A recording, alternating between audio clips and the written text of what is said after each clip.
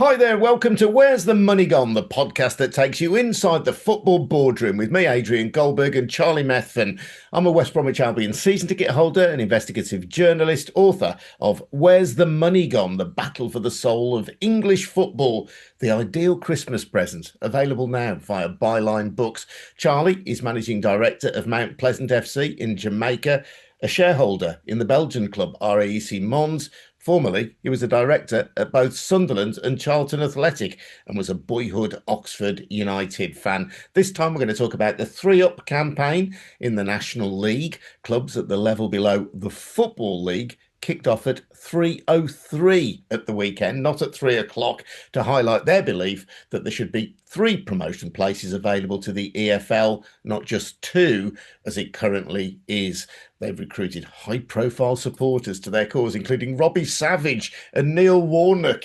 You wouldn't want to argue with either of those down a dark alley, would you? Plus, the independent football regulator David Cogan has given one of his first big interviews since his appointment earlier this month, and, surprise, surprise, he has given it to Martin Samuel at the Times, a big opponent of the regulator. What did we learn from their conversation? Welcome then, Charlie. And for me, it's been a weekend of scratching my heels, if that's the right phrase. No football for me. Kicking your heels or scratching your bum. Yes. Thank you. Thank you for that Or clarification. maybe even scratching your head.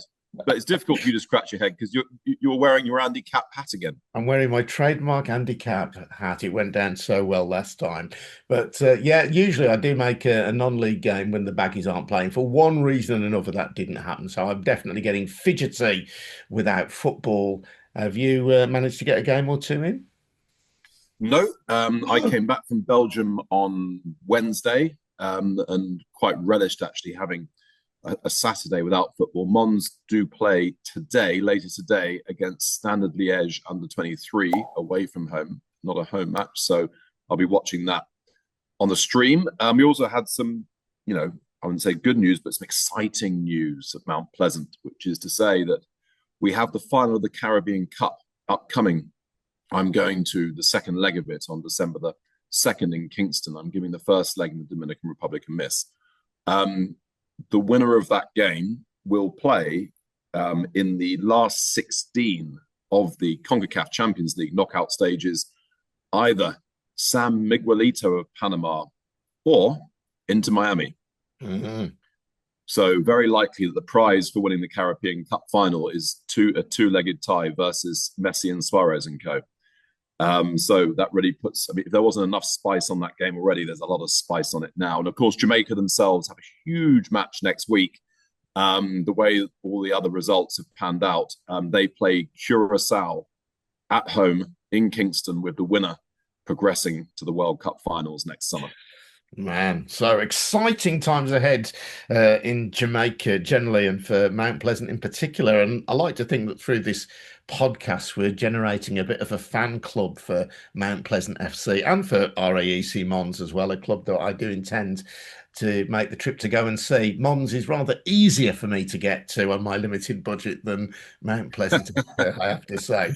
And let's talk about this 3-Up campaign then in the National League, Charlie, because it is very unusual. I can't remember a time watching football when an entire league has taken part in a protest, a kind of league sanctioned protest. But that's what happened at the weekend when the National League encouraged clubs to kick off at 3:03 to say, we think there should be 3-up, 3 down into the Football League. And I have to say, as a fan, as a believer in meritocracy, I think it's a really good idea. I can hear no good argument against it, but I suspect you're going to provide me with a couple. Oh, the next 10 minutes is going to be fun. This protest and this campaign is what happens, unfortunately, when the National League finally manages to appoint a capable chief executive. They should have been running this campaign for a long time, not because it's right, but because they just should be on behalf of their members. And that's a fact. Just like the Football League battles long and hard for better TV distribution monies from the Premier League, so the National League should be battling the Football League for an extra promotion place. And then after one, another one, and then another one, etc. Last year, or earlier this year, maybe even, they appointed Phil Alexander as their interim CEO. Phil was a great friend of mine, was the chief executive of Crystal Palace for 20 years, from the dark days of administration right up to the glory days of the top half finishes in the Premier League. He retired or resigned or moved on from Palace, I think, about 3 years ago, something like that. Brief spell as an interim at Bristol City, and then now running the National League. And I can imagine that as the weeks go by, a lot of time in his hands, he thinks, hang on a second, I can do something a bit more interesting here. And he comes up with this campaign, which, as you say, is extremely well executed, slickly executed. Celebrity support, a big public display in terms of kicking off matches at 3:03 on a weekend when the eyes were more on the National League because of obviously the top two divisions not playing, and so on and so forth. So all power to Phil. Well done, Phil. It so happens that he's totally wrong. And you are totally wrong as well, in my not so humble view, before anyone writes in.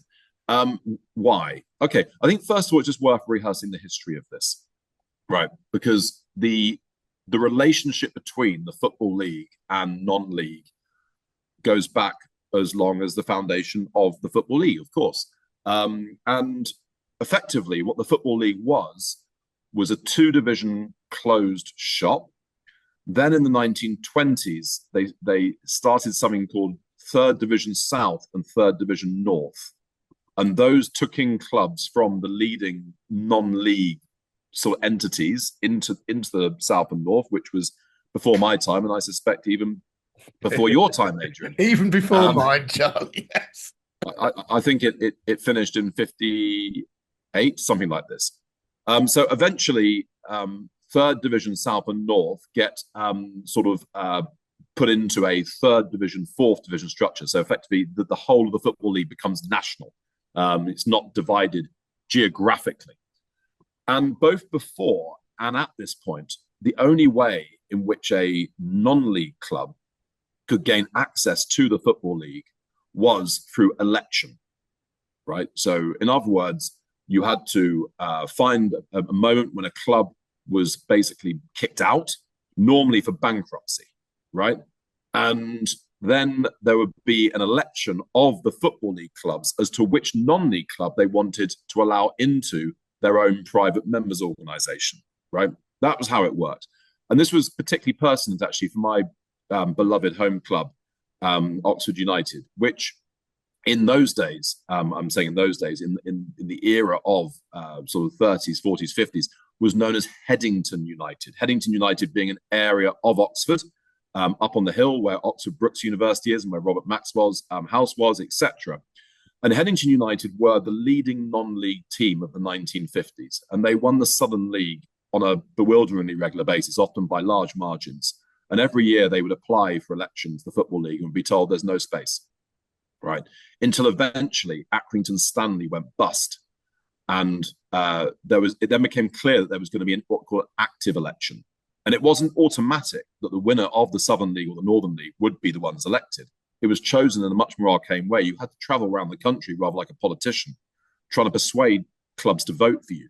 So Headington United employed the services of a man called Arthur Turner, who'd been the manager of Birmingham City in the top division. The reason why they employed him as their manager and paid him a lot of money was because he was a well-established Football League man. He knew all the clubs. He'd been around the scene a long time. So he travelled around the country on a train, on various trains, with members of the committee, including my grandfather, I think, at the time, and others, and persuaded just about enough of the country to vote for Headington United to be elected. But there was one condition they attached. You had to change your name to Oxford United. You couldn't be called Headington United. It was a village club. The reason I tell this story is that the right of non-league clubs to enter the Football League is a relatively recent thing at all. I mean, that was in the 1960s that happened. So do you know the year at which it became automatic that the top club in the conference would be promoted rather than elected to the fourth division, Adrian? Yeah, and I think it's just worth pointing out as well, before I do, I think I do know the answer to that question, is that in those days, there was no National League as we know it, no top non-league league. There was the Southern League and there was the Northern League or the Northern Premier Right. League, and That's right. the winners of those leagues used to traditionally apply for election, but were very rarely admitted. Wimbledon, who in the early 1970s were the top non-league club of the day, they won the Southern League 3 years in a row before they were finally admitted. And that was at the expense of Workington, I suspect on the basis that Workington was a long way from anywhere, even a long way from Barrow, their local rivals, and nobody liked travelling there. And I think Workington hadn't been in re-election trouble before, but the minute they fell into the re-election basket, which applied to the bottom four clubs of what was then the fourth division, re-election rules applied, and Wimbledon finally got in on the back of a fantastic FA Cup run when they took the mighty Leeds United to a replay. So I think the answer is that in the early 1980s, the Northern League and the Southern League joined forces and became the Alliance League, as it then was, Correct. the GM Correct. Football Alliance, I think, sponsored by General Motors. And I believe in 1986 was the first season when a club was automatically promoted. And I think that was 86, 87. 86, Yeah, 87. And that was Scarborough correct. under the management of part-time chiropodist and part-time football manager Neil Warnock. I didn't know that that was where Neil was at that particular point in time. What an amazing story, and what an extraordinary man. And that he should crop up 40 years later supporting this campaign. So let's jog on, right? So 87 is the first automatic promotion, and it's of Scarborough. And then in 2003, a second spot is added, right? And the National League, or the conference as it then was, decides ultimately to allocate this in a playoff system, right? Because that adds greater interest to, let's call it the National League, even though it's been through various different iterations. So thus it has been for the last 20 years, right? And during that time, I was heavily involved at Oxford United. We took the club over when it fell into the conference, and had the unpleasant job of having to try and get the club back up into the League Two, and arms up. And it was a pretty unpleasant task, to be honest with you, because you were trying to operate a proper league structure effectively in a club where 8 or 9 or 10 of the clubs were semi-pro. And being semi-pro is a big advantage in these situations, really.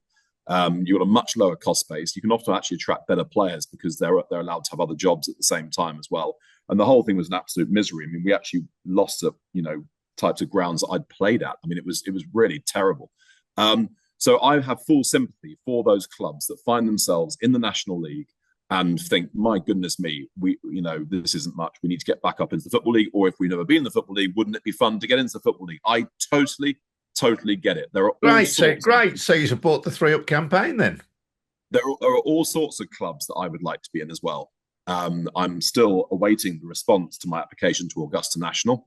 And for some reason, Whites of St James's hasn't yet invited me to apply, unlike various prime ministers of the last 20 years. So there is no right to be a member of a club. The 2 spots they have are more than they have historically ever had. And they choose to use the second one of those in the most extraordinary playoff system that reaches right the way down to 7th or 8th place. So this whole thing about sporting integrity, seventh place, the whole thing about sporting integrity they talk about, I find quite hard to swallow. Because what Phil tells me, and I did exchange some messages with him this morning, is that there's a logjam. In other words, there are some really high quality clubs in the National League that should be in the Football League that are better quality at this moment in time than the ones in the Football League. And isn't it unfair? Isn't it unfortunate that clubs like York City aren't in the Football League when they're ready to be? So they've got a good new stadium, they've got a go-ahead ownership, and so on and so forth, blah, blah, blah, blah, blah. Okay, if that's what it's all about, get rid of your playoff system and make sure that if you're genuine about this, make sure that the top 2 go up. Because if it's that serious and you're really honest about this, you shouldn't be letting a team that finished 20 points behind York, as Oldham did, go up into the Football League. So that'd be my first challenge to the National League. The second thing is that there is a bit of a difference, I have to say, between being a Football League club and being a non-league club, even a very, very good non-league club. Being a Football League club comes with what I call broader societal responsibility. You're expected to have an academy, and that academy will cost you a significant amount of money. You're expected to have a serious or at least semi-serious women's team, also going to cost you a lot of money. You're expected to have a charitable trust. This will also cost you money, etc. You are a broader thing and more significant within the community than most non-league clubs are, who tend to operate a first team, maybe a couple of boys teams or girls teams that don't tend to have an academy, don't tend to have a semi-professional women's team, don't tend to have a charitable trust, etc. Now, those investments are difficult investments to make for League Two clubs who already don't have very much money and who are struggling down towards the bottom of the heap. But nonetheless, most of them do. And most of them are very important valued parts of their community and of their region, etc. If you start opening this up to 3, 4, 5, 6 of them getting relegated just because there are some, clubs on the make who fancy their spots in the Football League and the National League who don't have any of that kind of infrastructure and apparatus around them, what you will find is League Two clubs start to say, let's not bother with the academy. Let's not bother with the girls. Let's not bother with the charitable trust. We need to focus every single thing we possibly can on our first team because we cannot afford to drop down because we don't want to go down to the National League. So you're gradually starting to rip away what it actually means to be a Football League club. And I think that's just really important. Final point I want to make on sustainability, we'll come on to that with the regulator in a moment. It seems to me that in this club, in this country, I should say, we need fewer professional clubs, not more professional clubs. What you do as you increase the number of spaces available to non-league clubs to get promoted into the Football League is you encourage more and more non-league clubs to go full pro with all that entails, with more and more professional footballers, more and more inflated wages, and so on and so forth. Is that really the step that we need to take when we already have more professional clubs in this country than any other country in the world? Do we need that? Is that what the whole country is crying out for? Do I see people up and down the street going, do you know what? I'm here in Southeast London. Charlton's 3 miles away, Bromley's 4 miles away, but what we really need is for Welling United to go fully pro. Don't see it. I just don't see that. There is a room and there's a place for semi-professional clubs. There's a place for professional clubs. And of course, to prevent there being a rather tired, decadent monopoly, there needs to be a bit of movement between semi-pro and pro. But in terms of treating it like it's just another division of the Football League, sorry, I don't see it. Over to you, Adrian. Well, no, I just think I hear what you say and I don't dismiss it. Like you, there are these examples which I think are generated whenever there's a playoff system, aren't there, whereby a club which appears to be undeserving can somehow get promoted via the playoff system. That happens at all levels of football. That's not unique to the National League. That can happen in the Championship as well. Adrian, what we're looking at here is movement between two totally different organisations, right? So the Football League itself, I think sometimes people don't understand that the Football League itself is a contiguous entity, right? So yes, we make these like little divisions between Championship, League One and League Two, but the 72 clubs are one. Right, so indeed, we all get but the Championship to the Premier League, they are two different entities, and you can be sixth in the Championship and get promoted to the Premier League. So I'd say that argument holds. The BBC have done a very handy league table of the 20 clubs promoted from the National League since 2015-2016 season. Of those, 15 are still in the league. Wrexham, if you like, the prime example, they're in the Championship. A number of clubs are in League One, like Lincoln City and Leyton Orient and Stockport County. Most of the rest, in total, 3/4 of the clubs promoted since 2015-16 from the National League to the EFL are still in the EFL. So that says to me that based purely on footballing merit, the teams that come up from the National League, albeit that it may be a different entity from the EFL, the teams that come up from the National League do well in the EFL. They're ready to go. And that's as it should be. That is as it should be, right? Because when you come up, you need to make a significant investment in being a Football League club. I spoke about Bromley just now. Of course, when Bromley played in the National League, they had a plastic pitch, 4G. Come into the Football League, you have to dig that up and put in a grass pitch. Now, that itself is a significant investment, but the much bigger deal is that when you're a non-league club and you're playing on a 4G pitch, as many of them do, you're able to monetize that pitch all the way during the week. You've got lots of teams playing on it, renting it out, etc., etc. So you've got, another nice revenue stream. When those teams come, they don't just use the pitch, they use the bar afterwards and so on and so forth, etc. Now, if you're in a situation where when clubs come up from the National League to League Two, they come up on a bit of a wing and a prayer, and they go and dig up their 4G pitch, put in a grass pitch, then bounce straight back down again. They're now in a much worse situation than they were, when they were there before. So I do think it's very important when you come up that you're ready to stay up properly. I mean, we narrowly failed at Oxford once to go up. We failed in the playoffs. But in all truth, looking back, we weren't ready. We were still a bit of a mess. And by the time we eventually went up, we were ready. And we'd sorted that, the situation had been sorted out. And we were ready now again to be a proper Football League club. And obviously the intervening 10 or 12 years, we're up to the Championship. Isn't that great? Lovely story, as with Luton, going up back all the way up to the Premier League. So I do think it's an important staging post for clubs who have come down to sort themselves up, and for clubs who are coming more up the pyramid to say, okay, hang on a second. If we're going to go up to the Football League, we need to understand this is not a normal promotion. This is a total change of identity. We are now going to need to be a fully professional club. We're going to need to stay there, and we're going to need to flourish there. We can't be bouncing up and down all the time. That would be a disaster. So I guess... I suppose I think I'm just not sure I buy that total change in identity, and I accept that there may be outliers like Bromley who had a 4G pitch and so on. I think many of the clubs who are knocking on the door of League Two from the National League are more than able to compete at National League level and more than capable of jumping over the hurdles that you've correctly identified. I think the National League is facing our old friend, the closed shop, or the only partially open shop by the EFL, who don't really want their members to face this fresh challenge. But that's totally normal. That's totally normal. It's normal. It doesn't make it right. In most sports, in most countries in the whole world, it's a totally closed shop. Here, 2 spots a year is significant. I mean, how many do you?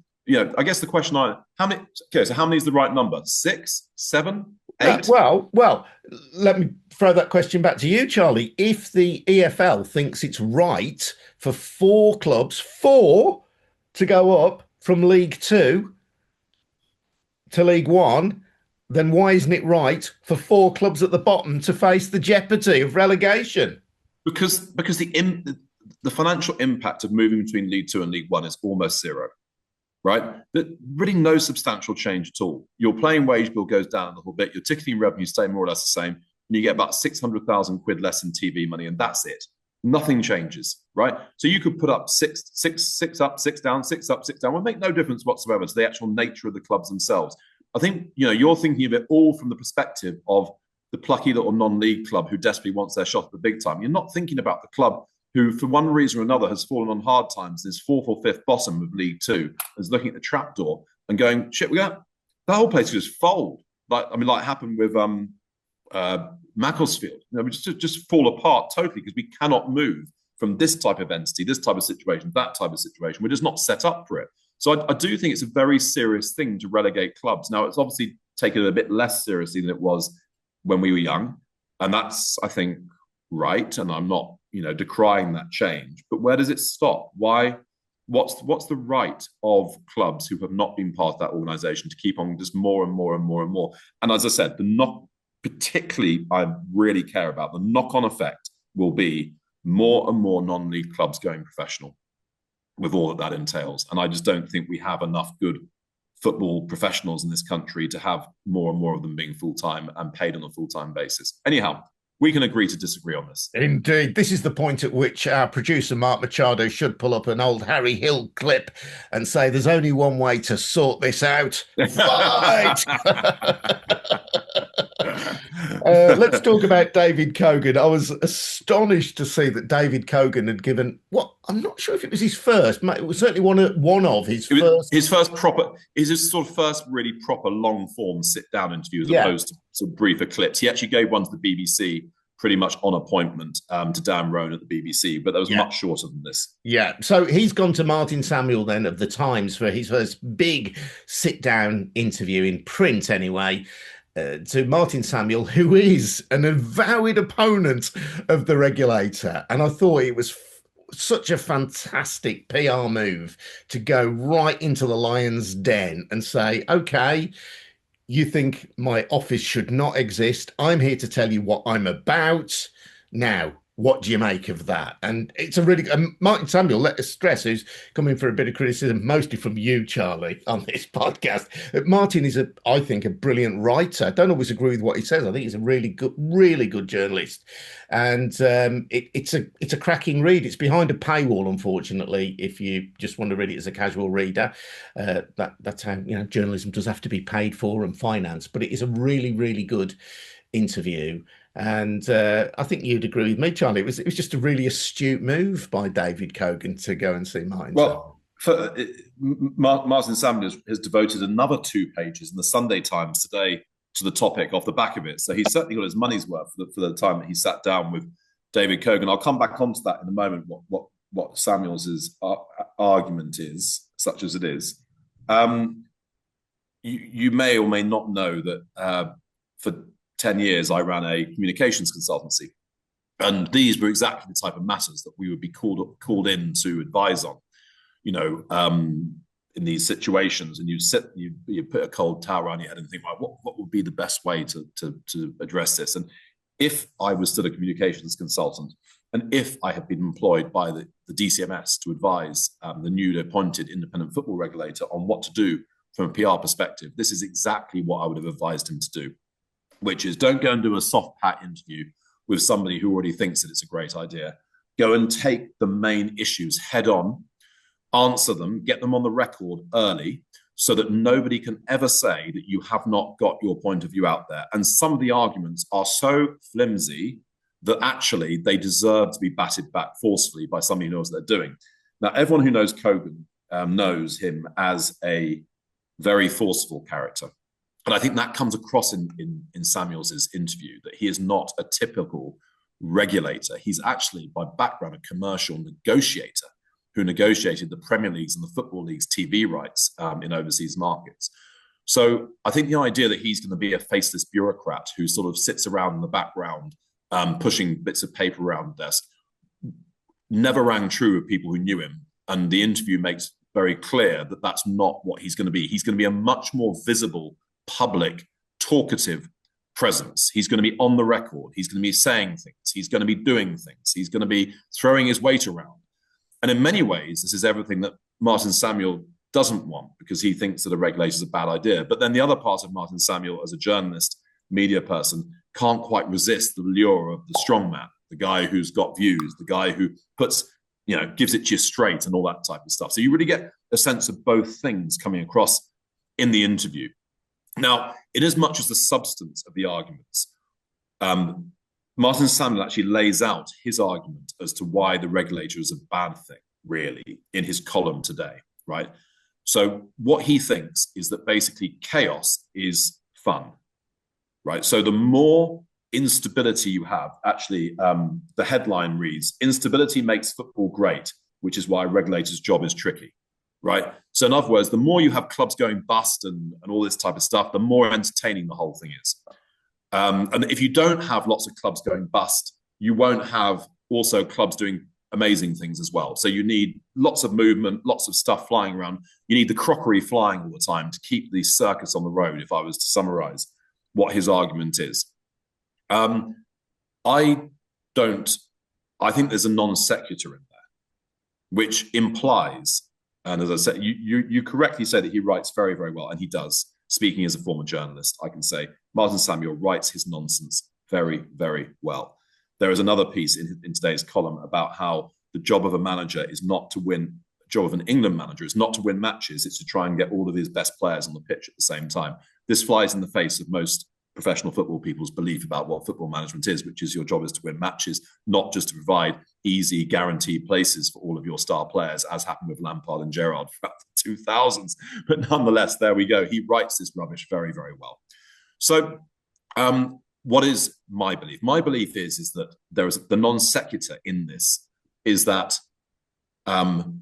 clubs taking massive gambles are the clubs that then go on to do well, I don't believe this. It's not my experience. And having been involved with 4 promotions in my time as a football club director, I think I'm reasonably well placed to say what it is that helps a club progress and what it is that helps a club regress. Probably a rather better position to understand that than Martin Samuel. And it is not actually, generally speaking, somebody coming in and suddenly throwing a lot of money around. And it's still somehow in the popular mind that this is kind of the way it works, but it really is not true. And if you actually look at the clubs who have overachieved in recent times, yes, money has been invested, but it's been invested pretty judiciously and certainly not in a sort of splurgy type way. So there's nothing that the regulator is going to do or in his mandate that's going to stop Tony Bloom building the new stadium which Brighton have used to leverage their way forward. There's nothing in there to stop Brentford employing data scientists behind the scenes to inform their recruitment method. There's nothing in there to stop Charlton investing in their academy to make it into one of the best top 5 academies in the country to propel themselves forward. The regulator is not there to stop any of that. None of it. The regulator is there to stop the short-term splurge on first-team playing budgets, which inflates wages and makes individual clubs and the entire system at risk.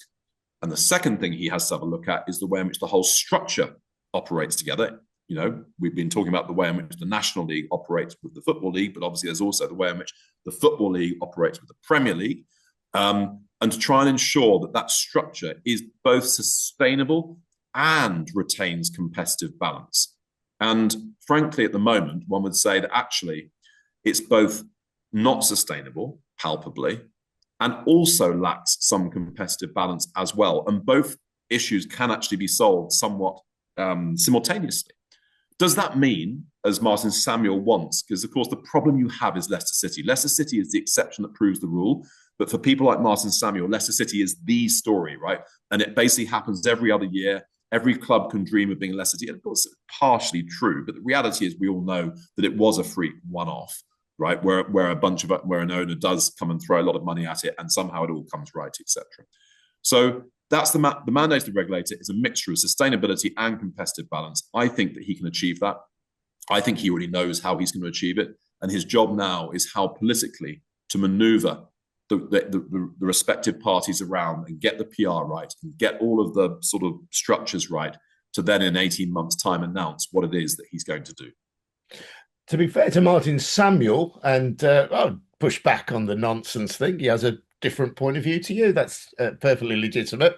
He makes the point that clubs should have commercial stability. They should be able to rely on consistent income streams. One of the things... What about the cost base? What about the cost base? Well, that's the crucial point. I think one of the things he's saying, though, is that, and whether this would be within the regulator's remit or not is not clear, is the reality of effectively a closed shop of a small number of clubs. And he points to the example of Germany, the Bundesliga, where Bayern Munich always seem to win the top division. What is it, 12 years out of 13? And creating a competition in which the top clubs can be challenged. And there's something about the creation of financial stability within the upper echelons of English football, which I think broadly you and I would support, but which also acts as a mechanism to lock out less successful clubs who don't have the advantage of spending the money now that the likes of Manchester City did a few years ago, because that kind of, in inverted commas, financial doping is now banned by the authorities.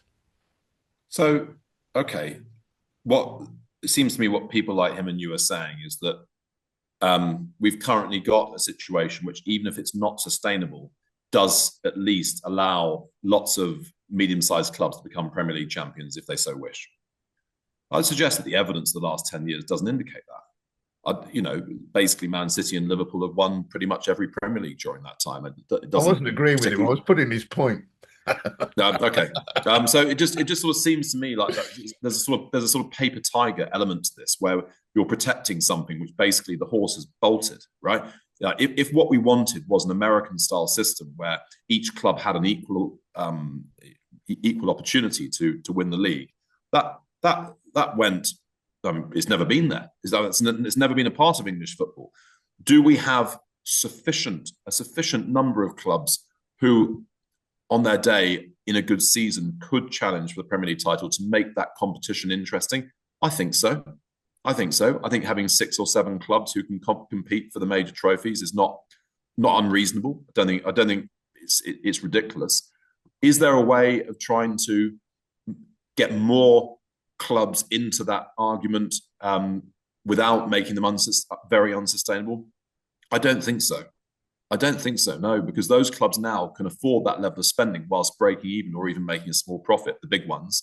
So if you want to try and bring the smaller clubs up to that level, you're basically going to have to let them bet the house, mortgage the house in order to let them get up that far. And that's exactly what drives clubs bust, etc. So I think one has to accept that the big six is the big six. They will win the Premier League on an annual basis. And that's okay. That's absolutely fine. And that the next rank of clubs down, as some other clubs like Palace and West Ham have shown in recent years, can win other trophies, it's still absolutely fine. You can do that. And you can also have your days in the sun against the big six when you are on your game and you beat them, etc. But over the course of 38 games, probably not. But that's absolutely fine. And that is a lesser evil than letting lots of clubs go bankrupt and have massive instability and whole cities in floods of tears and all that type of stuff. It's the thing that he never acknowledges. He never acknowledges in his writing that bankruptcies of clubs cause an awful lot of anguish.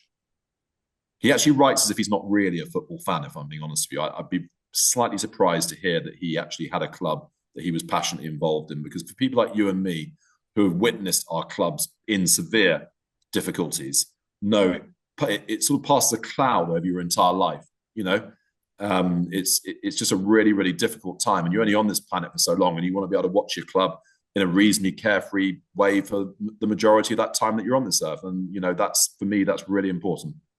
Martin Samuel, if you'd like to come back and join us on the podcast any week, our door is open. goldbergradio@gmail.com is our email address. And just my final observation on the Kogan interview and the second bite that Martin Samuel's taken out of it is that he may be a more conservative regulator than some people have wished for. He wants clearly for there to be financial stability in football. Whether he would intervene in cases like Sheffield Wednesday's Dayton Chansiri, for example, and kick a club out of the league, or find a way to remove a director, even if that jeopardised the future of the club, I think is not so clear to me. And I think his words bear close analysis. I'd love to get David Kogan on this podcast. So, David, if you're listening, come and join us, same as Martin Samuel.